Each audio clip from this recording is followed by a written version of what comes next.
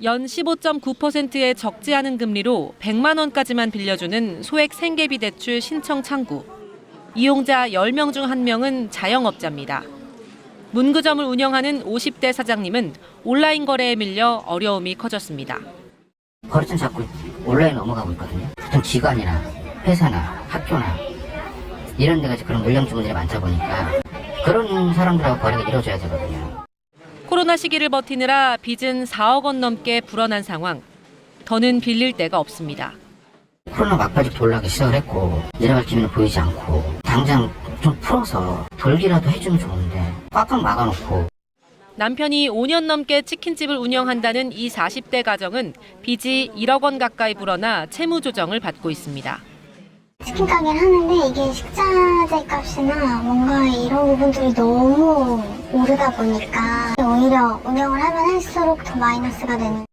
전세금 600만 원을 올려줘야 하는데 어디서도 그 돈을 빌릴 수 없어 소액 생계비 대출에 문을 두드렸습니다.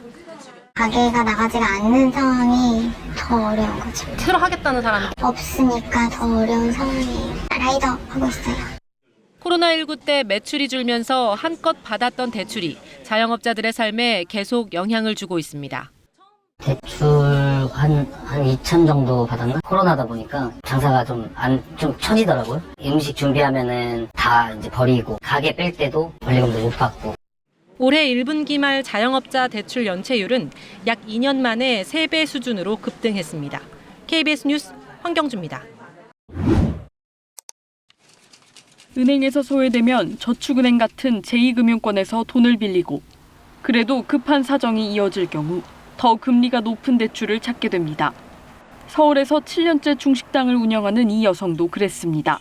소상공인들은 1금융권의 대출이 굉장히 힘들어서 저 같은 경우에도 대출을 10%대 이율을 쓰고 있었거든요.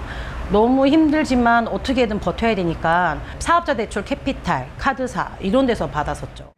대표적인 급전창구로 꼽히는 카드론 금리는 평균 14.3%로 은행 개인사업자 신용대출 평균 금리보다 2배 이상 높습니다.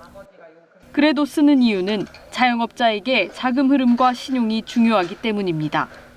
왜냐하면 신용이 그게 문제가 생기면 일시상한에 들어오기 때문에 현금 서비스 받아서 우선 막아야 돼요. 그걸. 9개 카드사의 카드론 잔액은 지난달 40조 5천억 원으로 역대 최고 수준을 기록했습니다.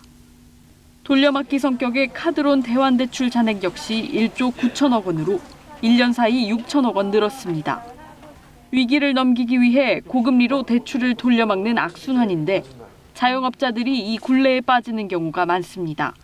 은행들은 이제 리스크 관리를 해서 실질적으로 자영업 대출을 좀 줄이고 있기 때문에 금융 지원도 효과적으로 하는 방법들을 좀 모색해야 되지 않을까 생각됩니다.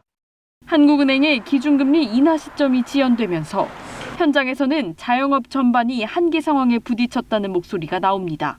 오직 이게 장사만 하다가 물론 장사 능력이 없어가지고 그런 점도 있겠지만은 고충이 이렇게 심한데 왜 아무도 이거를 해결을 할 생각을 안 하는지. KBS 뉴스 김혜주입니다.